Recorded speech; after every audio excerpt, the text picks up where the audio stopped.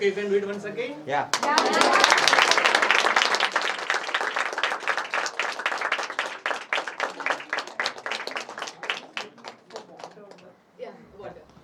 Okay. So how are we going to get cure? And as I understood more and more, I knew that I had to write down all my ideas in a book, and that's where Reversing Diabetes in 21 Days came from. Now, I can't write in Gujarati, but I was so happy when Sanjeev Shah, who's the founder of Oasis, spoke to me and said, I would like to translate it in Gujarati. So I took permission from Penguin, who was my publisher, and they gave me the permission and they translated in Gujarati, and now, just recently, this book is out.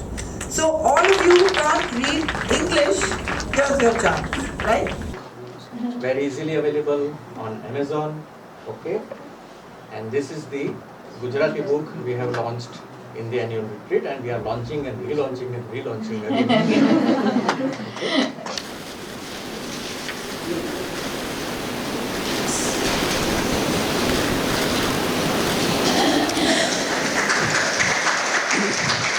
Thank you very much.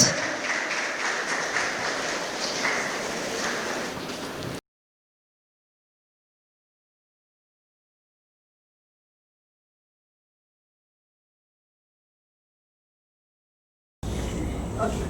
And actually, Oasis has decided to translate this into Hindi as well, which is really important for a country like India, so I'm really, really happy. I'll give a small brief about Nandita ji.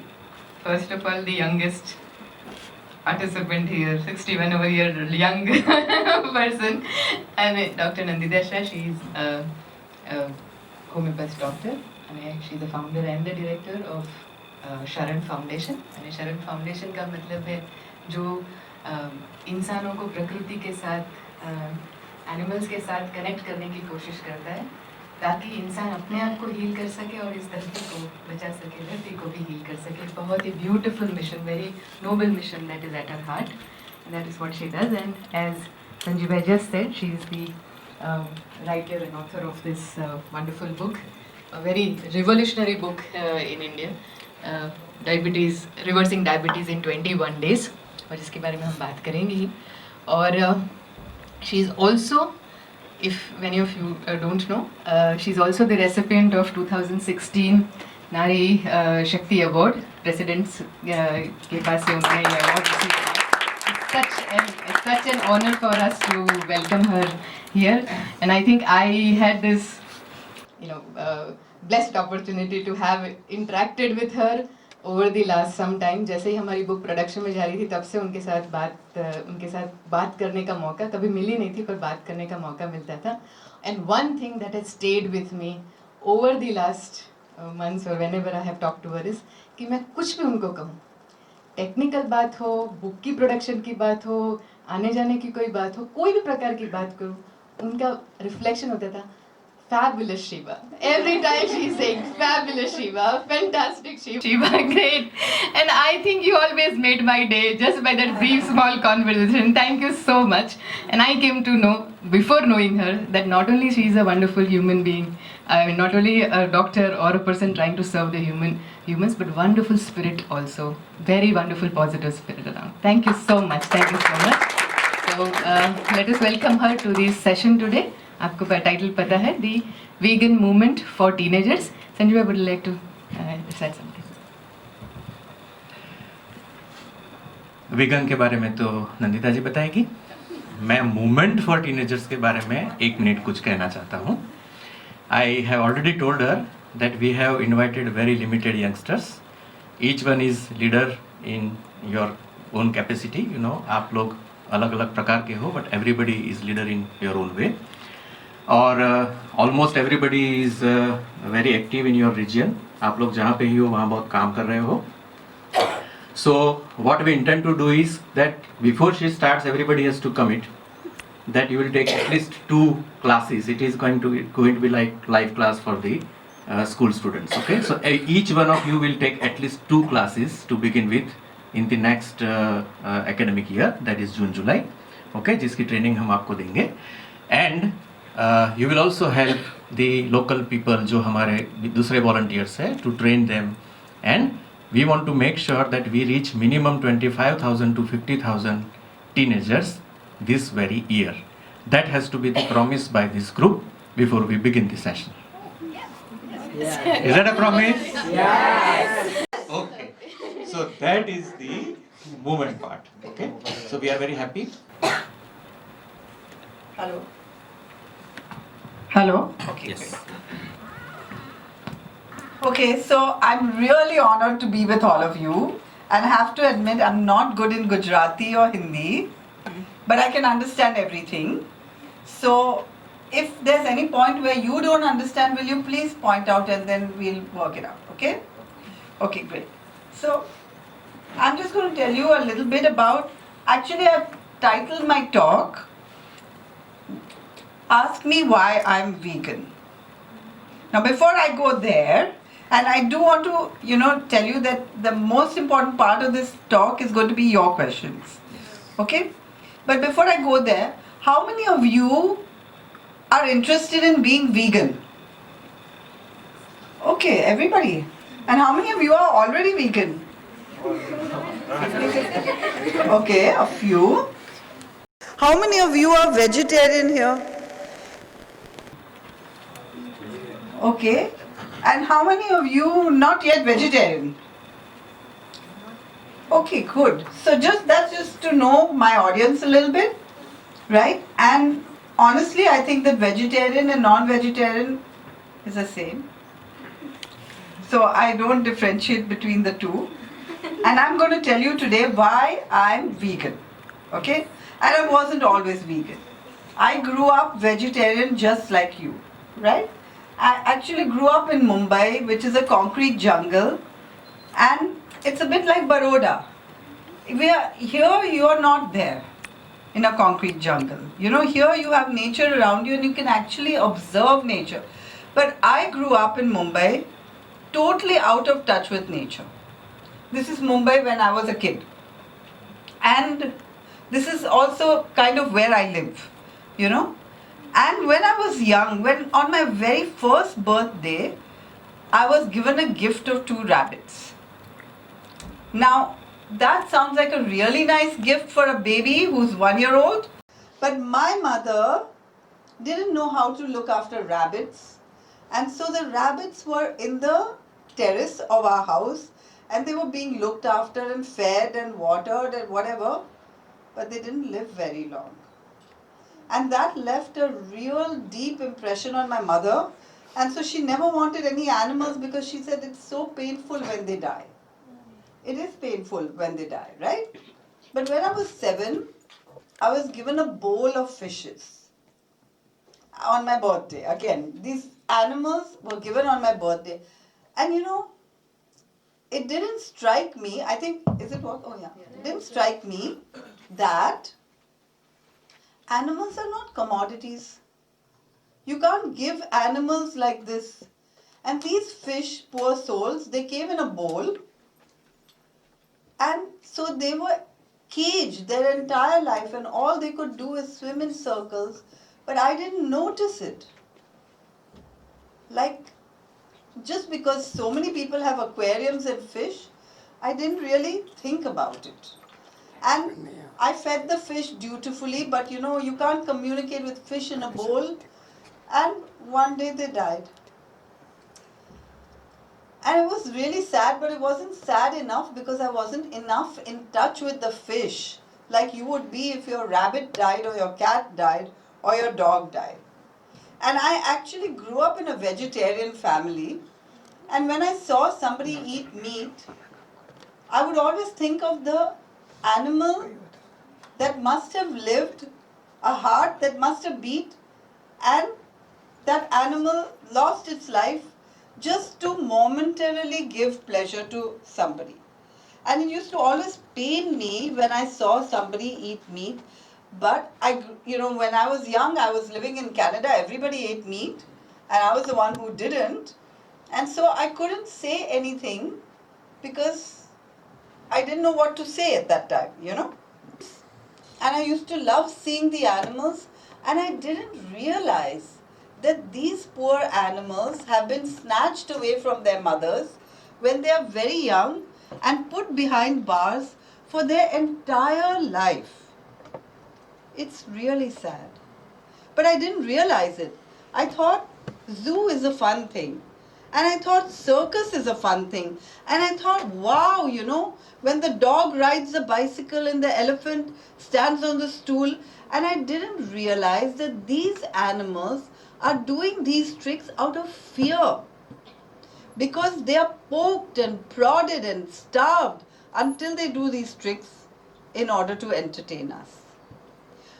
And we don't think about all these things at all. And we are, as children, totally connected to animals. We love animals, even though we don't see them. We have little stuffed animals in our beds, right? And if you don't say anything, you would kiss an animal, but parents say chee, and parents teach us that animals are something and we are something else. And so I grew up that way. And my family, I grew up with a family of very, very caring parents. They love their children. They want to take them out and do all kinds of things. But my father, he was dictatorial and he had a very hot temper. And sometimes he would just lose his temper. And so, in a sense, we enjoyed because he would take us to the park every evening. But in a sense, we were scared of him. And so I grew up always fearing, And I realized later on that he too was like this because of certain reason. That he grew up with 5 sisters and there was a lot of expectation on him. Can you relate to some of this? We all experience these kind of things in our house, right? And there was a lot of expectation on him. And so, he was very particular about the way he did things. And then if we did something wrong, burst of anger. So we were never happy in the house. We were always scared, And in the 1980s, I realized that, it took me a long time, but now I realize that we live in a society where we are victims. Our parents scream at us sometimes, or teachers beat us, or sometimes older children bully us. So we are victimized and it hurts, but sometimes we do it also to other people as we grow up. Because it's something that's accepted in our society, right? Imagine that to take a fish from its home in the water and put it in a bowl where it has no choice because it cannot find its own food. Now it becomes totally dependent. And if you don't feed it, it dies. If you don't clean the water, it dies because it doesn't have a choice except to excrete in that water. And when I was young, I didn't even realize that fish are excreting. I thought the water was getting dirty because of the food, So many things that we don't think about or don't understand just because of the way we are brought up in our society without thinking of those things. Now, at this time, when I was quite young in Bombay, my father came across an organization called Beauty Without Cruelty.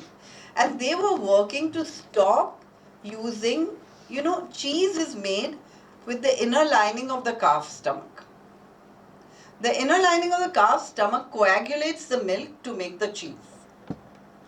And it's pretty gruesome because it's bad enough that a cow is artificially inseminated as soon as she's 2 years old, so that's the time she can conceive, so that she'll give birth. And then when her baby is born, if the baby happens to be a male, it's taken away and it goes to make calf leather, or its stomach is used to make cheese. And being a vegetarian and being so sensitive to the cruelty, I was shocked when I heard this. But even then, I loved my milk and cream and cheese and curds and buttermilk. And it took me a while to cut it out because I was so addicted to the taste. Luckily, Beauty Without Cruelty, luckily or unluckily, Beauty Without Cruelty worked to make cheese have the green dot in India. And so now cheese in India is made with microbial rennet. It's made with bacterial rennet. And so they don't need to use the inner lining of the calf's stomach. But if you eat cheese from abroad, it's definitely not made that way because this is some green dot only comes in India, So once I started understanding this, I started understanding, even though I was not 100% vegan, the ethics of veganism. And I realized that some of us who are vegetarian, I was vegetarian because I didn't want to kill animals. But if you're consuming milk, you're killing animals. And to kill a newborn baby, what is that? And I remember when I was young, my grandmother used to make something with the first milk of the cow. It's called cheek in Bombay, cheek. It's so shocking that the male calf doesn't get a drop of the mother's milk and somebody considers it as a delicacy, right? So this came back as a flashback that these are the things that we humans are doing so that we can enjoy something for a moment. And honestly, there are other tasty things, like cheek is not the tastiest thing in the world. Many times, some bad things happen to us. And I realize that everything bad that happens to us helps us to realize something in life to make us a better person. But anyway, I started seeing things that I'd never seen before. And I started taking photographs of how cows were tied up in garbage dumps. And, if you look into their eyes, they have souls. They're speaking to you. And they are not happy because, this is a female calf that is taken to its mother just to start the milk flow and then tied up so that mother can be milked and milk can be sold. Is that fair? How can we even think of doing this, especially when we are so connected to our children? Like, my parents really loved me, right? Even though there were times when I thought that my parents don't love me, and there were times when I thought that my parents love my brother more than me. Those thoughts cross our minds sometimes, right? Imagine the cow loves its baby just as much and wants to feed the baby and is not allowed to do that because the milk has to be sold for us.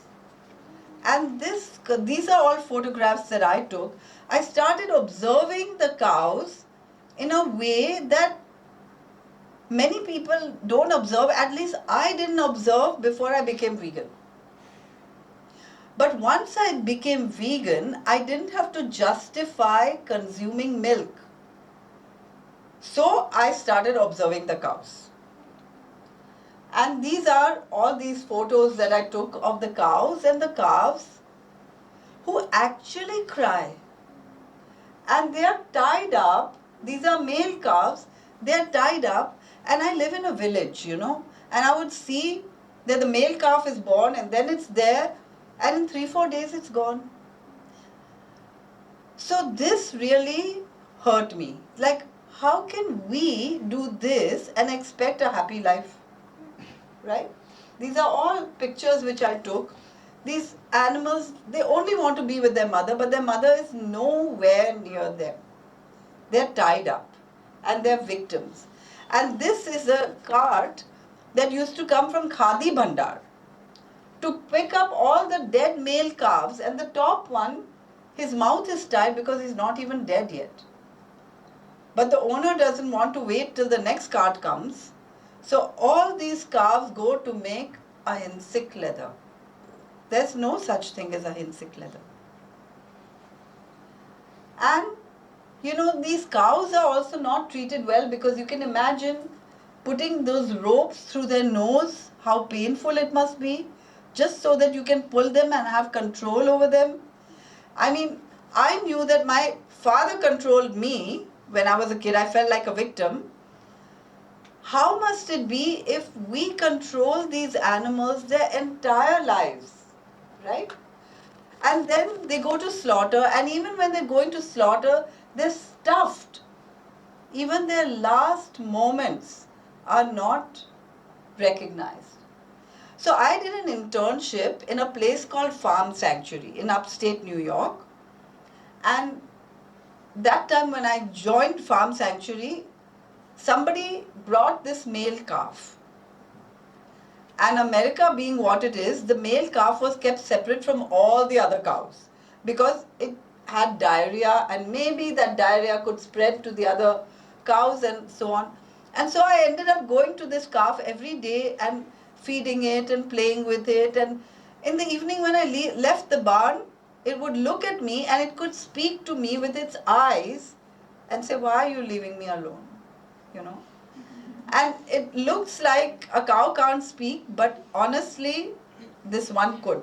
And I found, and they actually all can.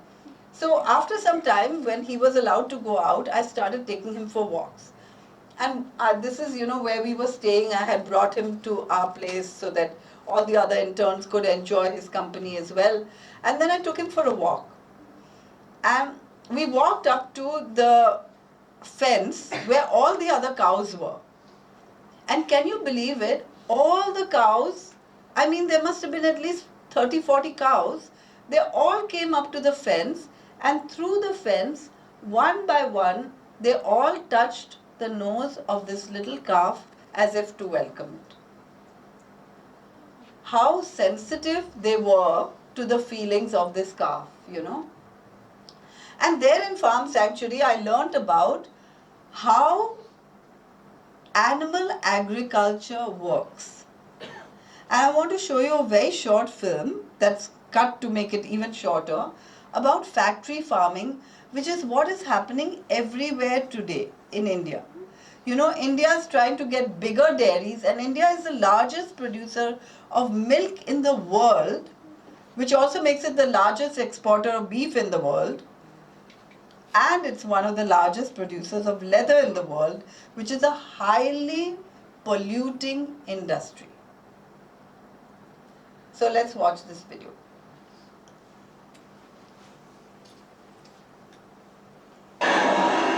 The unbridled quest for economic efficiency has led here, to filthy, overcrowded, industrialized farms that threaten our health, pollute our environment, and subject billions of animals to intolerable cruelty. Each is a sentient being, endowed with awareness and feeling. To agribusiness, they are mere commodities, raw materials on an assembly line. Their suffering is immense, unrelenting, and largely hidden. Now, when I was in Farm Sanctuary, I learned that birds are even more sensitive than mammals. Because birds, for example, they mate for life. If one bird of the mate dies, the other will also not survive. And in the poultry industry, there are two kinds of chickens. One is the egg-laying chicken, and one is the broiler chicken. Now this, what we just now saw, was the egg-laying chicken, because these mothers never see their babies. They never see the eggs. They are all in an incubator. And these eggs hatch, and if they are males, they are separated. No point feeding a male chick. Because male chick cannot lay eggs. These are the egg-laying variety. So the males are separated, and they are ground up and fed back to their sisters. why should we spend for food for these animals when we can just kill their brothers? So I was really shocked to hear all this kind of thing. And I realized also that I just want to show you the exactly what they do to the egg-laying chickens. So the males are separated soon. These are the males going down into the crushing place. And can you believe, like 8 billion chicks are slaughtered like this. Male chicks are slaughtered every year. Now the females, they don't have it easy either, because the females, their beaks and their claws, which are the most sensitive part of their body, is burnt off so that they can be put in cages, 5 to 8 in a cage, to become egg-laying machines. And they have to lay 250 eggs a year. A normal hen lays 25. So all this manipulation is done with hormones, and the result of it is that we have so many hormonal diseases like hypothyroid and PCOD and infertility and diabetes. You know, diabetes, insulin is also a hormone. Now I realize that people don't like to see all this. And when I start telling them this, they close their eyes because they go into a kind of denial.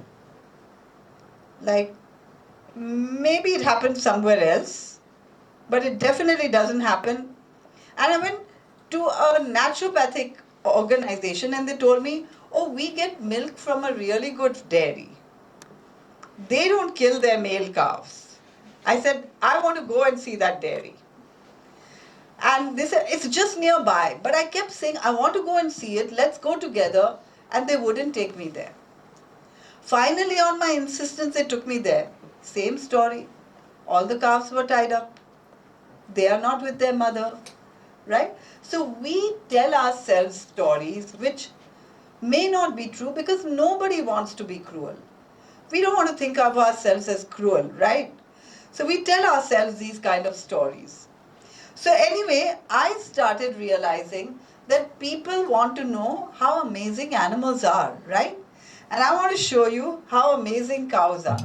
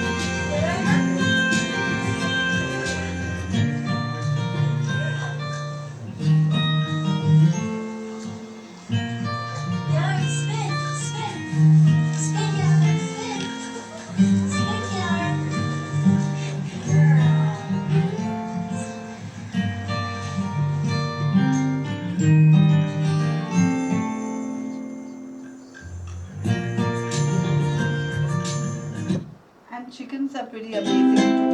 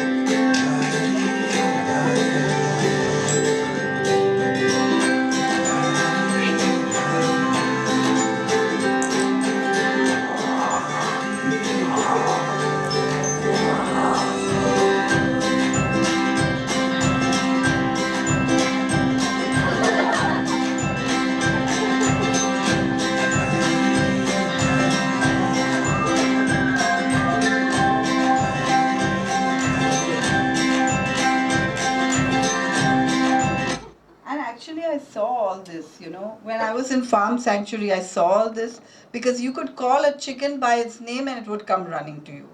Because when they've seen love from human beings, and when they are not scared of human beings, they are just like children or dogs or cats or any other animal. Now, we were brought up thinking that human beings are omnivores and we can eat anything, right? But we have to really think, because I'm a doctor and I'm seeing that as we're eating more and more animal products, and honestly, we're eating much more animal products because in the past, there was no refrigeration. You can't store dead body parts or secretions without a refrigerator. So our consumption of dairy has increased tremendously. I grew up in Mumbai, and when I was young, 10 years old, there was no milk easily available in Mumbai. It was all available through ration booths. But now, after Operation White Flood, milk is easily available. But look at the number of cows. I mean, you just see the cows roaming on the street everywhere. And they don't have food to eat. So they're eating from garbage and we're drinking their milk. I mean, the garbage is going into the milk, right? But we don't really think about it. Anyway, so I started thinking, what should we really eat? And I'm only going to tell you a little bit about it, but if you look at the teeth of a carnivore, and then you look at the teeth of a herbivore, and now if you look at the teeth of an omnivore, a true omnivore, and now if we look at our own teeth, it becomes kind of clear that we have been told a lie that we're omnivores. Because we can't eat the animals that we eat with our own appendages. For example, chicken, like if we go to a farm or an orchard and we see fruits and vegetables, we feel like picking and eating. Instinctively, these are our foods. But if you see a chicken walk by, or a goat, or a cow, our mouth doesn't water. Whose mouth will water if they see a chicken walk by? Maybe a dog or a fox. Why? Because a dog can pounce on the chicken, tear it apart, and eat it whole. Correct? So, when we eat chicken, we are actually eating dog food. And we don't think about it as such, right? Every single carnivore can eat their food raw. But if we were to eat chicken raw, we would get sick because it's full of bacteria and we don't have enough acid in our stomach to kill all the bacteria. Now, milk, as a doctor, I recognized that, eating animals is like putting petrol in a diesel car. It makes the car sick, right? So when we eat wrong food, we get sick. No wonder there's so many diseases today and so many hospitals opening everywhere. But milk, it's really hard to think of milk as something bad. And that's because milk is something that we are forced to have from a very young age. Our mother spends half an hour running around us with that glass of milk, right? And adds sugar and cocoa and everything to it. But if we think about it, milk is the food that every mammal makes for its young, and no animal drinks another animal's milk. I mean, pigs don't drink goat's milk and monkeys don't drink elephant's milk, and cow's milk is actually for cows, right? Calves. And even babies know it because babies love their mother's milk. In fact, they're addicted to their mother's milk. They don't want to leave the mother's milk. But when you first give them cow's milk, they don't appreciate. They know that they are not cows, but they are forced, right? And then we are learning this more and more through advertisement, right? Because we want to consume everything that's advertised. And I have a simple formula what to eat and what not to eat, because advertising costs a lot, right? Now, if you had a bag of bones, how much would you spend to advertise it to dogs? Nothing. You just have to stand on the road, the dogs are going to come, right? It's the same way with food. Like the ones who are selling fruits and vegetables, they just take a thing and stand on the road. But milk is advertised. Chicken and eggs are advertised. They need to brainwash us to believe that milk is necessary and normal. But it's not. Right? Now, the more they spend on advertisement, the less we need it. That's also true. And we've never seen advertisements for carrots and cucumbers or apples and oranges. Right? Now, once we recognize all these things and think about the issues that we're facing in our society, like rape and robbery and murder and mutilation and separation and incarceration, that means, locking people up, it's actually happening in America right now. That kids are being separated from their parents and locked up for no fault of theirs, just because they've been working in America for so many years, but they don't have legal permit, right? Now it's fault of theirs, but it's also the fault of the government. And now to separate the kid from the mother doesn't make sense, because it's no fault of the kids, right? But whatever issues we are facing in our society that we don't like are the same things that we are doing to other living beings. So this is kind of called speciesism. Their suffering is intense. And because we don't want to hear about it and see it, we don't. How many of you have been to a poultry? But I have. You have. What did you notice? Notice the same thing. And how did you feel in there? I'm smaller, so I feel that like they are not kind of. I didn't aware that what will happen to them. I just see that what they are living there. Correct. But actually, when you go to poultry, they are kept in their feces their entire short lives. Because the broiler chickens are 42 days old when they go for slaughter. 6 weeks, 42 days.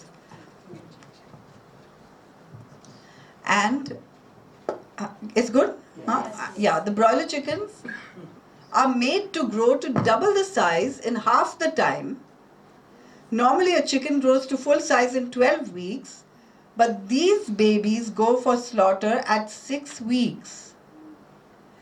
And from the time of birth till the time of slaughter, they're kept in their own excreta. If you go in there, the ammonia smell is so strong that your lungs gasp and your eyes water. And these animals don't have a choice. And actually, when I was in Farm Sanctuary, I found out that animals never excrete in the place where they're staying. Never, never, never. Not even pigs and not even cows. But the way we keep our animals, they have no choice. Actually, once, I had a mouse in my cupboard.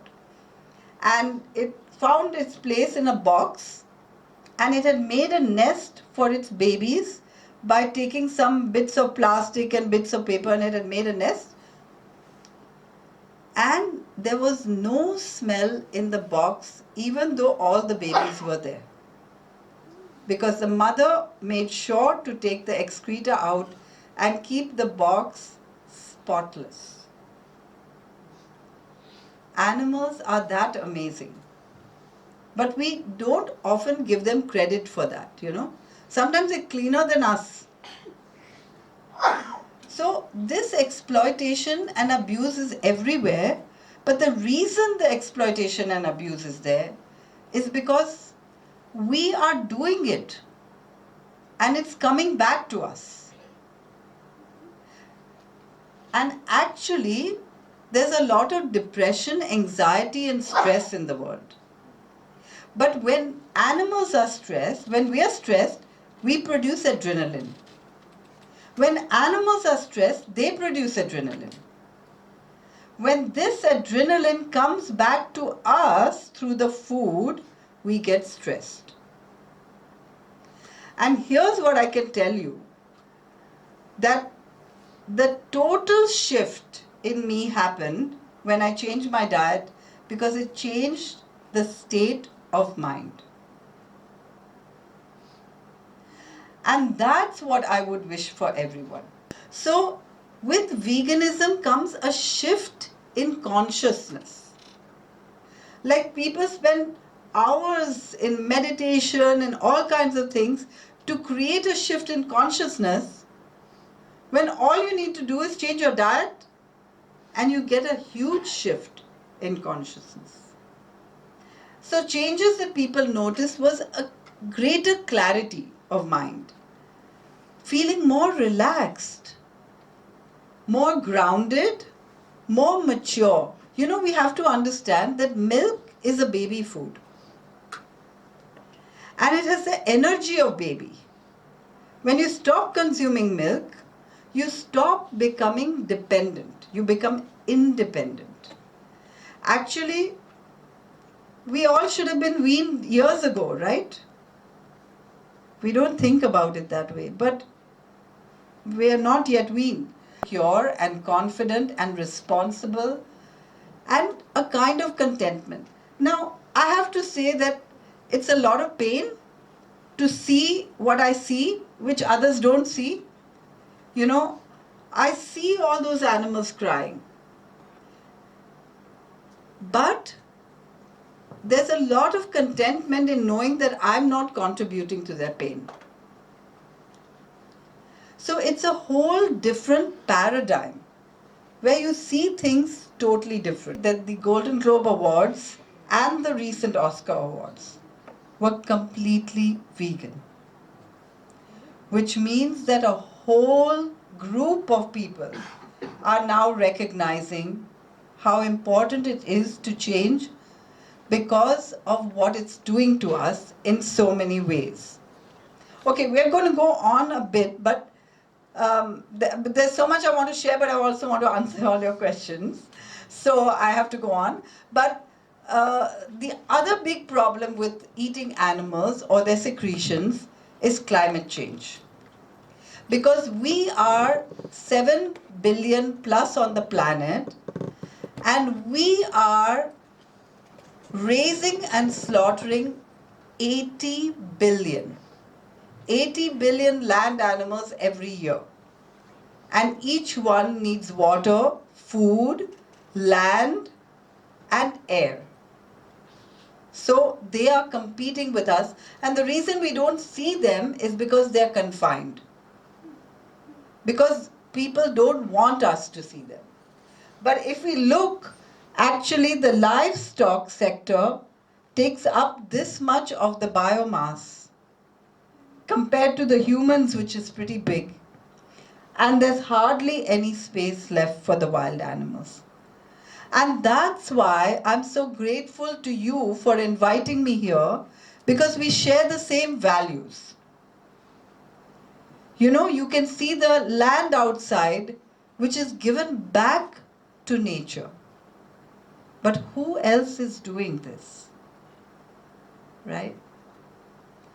So I highly recommend a film that each and every one of you should see, and maybe you can even show it here if not seen. You've seen it. The Game Changers. And The Game Changers is about people who want to be fit. The top level athletes now are vegan. You know him. He's vegan too, right? And so is he. And so many celebrities are changing day by day because of the health benefits, the ethical benefits, and climate change. We don't know if we have a future. So the reasons to go vegan are for the animals, the environment, for health, to stop starvation, because the food that we could eat, babies could eat, starving people could eat, is being fed to animals, to conserve and preserve biodiversity, and of course, ethics. Just to be happy, because when we kill, it comes back to us, right? So that's kind of all I have to say. I have a lot more to say, but now I want you to say something. I already took up 1 hour. મિત્રો, oasis હંમેશા એવું માને છે કે સમાજના દરેક વ્યક્તિ, એ ચાહે બાળક હોય કે વડીલ હોય, ગરીબ હોય કે અમીર હોય, દરેક વ્યક્તિને હક છે હેપી લાઈફ જીવવાનો, ખુશીથી જિંદગી જીવવાનો, અને એનો અધિકાર કોઈ છીનવી શકે નહીં. જો હું ચાહું કે મારે ખુશ રહેવું છે તો મને કોઈ રોકી શકે નહીં. અને ઓએસિસ અને શરણ આ હેલ્પ કરવા માટે આપને તૈયાર છે. સો ઓએસિસનું પોતાનું ઇન્સ્ટિટ્યૂટ છે આખું, ચાણોદ નર્મદા કિનારે બહુ જ સુંદર વાતાવરણમાં 9 એકર જમીન છે, અને ત્યાં ઓર્ગેનિક ફાર્મિંગ પણ છે, અને ત્યાં આ બધા જ પ્રોગ્રામો કેરેક્ટર બિલ્ડિંગ એજ્યુકેશનના, હેલ્થ એજ્યુકેશનના બધા પ્રોજેક્ટ થાય છે. અને આ વર્ષથી નંદિતાજીની હેલ્પથી આપણે શરૂ કરી રહ્યા છીએ. હું નથી ત્યાં આવવાના નથી, પણ હેલ્પ તમે હેલ્પ કરી રહ્યા છો. તો એમનાથી આપણે 21 ડેઝનો ડાયાબિટીસ રિવર્સલ પ્રોગ્રામ કરી રહ્યા છે, અને એ બહુ જ શોર્ટ નોટિસ છે આપને જણાવતા કે 1 માર્ચથી શરૂ થાય છે અને 23 માર્ચ સુધી છે. એકચ્યુઅલી ઓએસિસના જે ઇન્સ્ટિટ્યૂટ છે એ આખા વર્ષમાં ડિફરન્ટ પ્રોગ્રામ કરે છે, અને બેઝિકલી બાળકો અને યુવાનો માટે પ્રોગ્રામ કરે છે. માર્ચ મહિનામાં એક્ઝામ હોય છે, એટલે ત્યાં ઇન્સ્ટિટ્યૂટ ખાલી હોય છે, એટલે એવરી યર ઓલમોસ્ટ માર્ચ મહિનામાં પ્રોગ્રામ થશે. So on that note, Yes. I really thank you very much. And of course, I thank you and your full fabulous organization. fabulous. So to conclude, I just want to say one thing, that because we believe in love, we don't give flowers, but what do we give? So you will have to bear little bit discomfort. You have to come here on my side, and can 5-10 friends come as a representative of everybody? We'll repeat DIC thing, right? That is your favorite thing? Okay, 1 minute. 1, 2, thank you.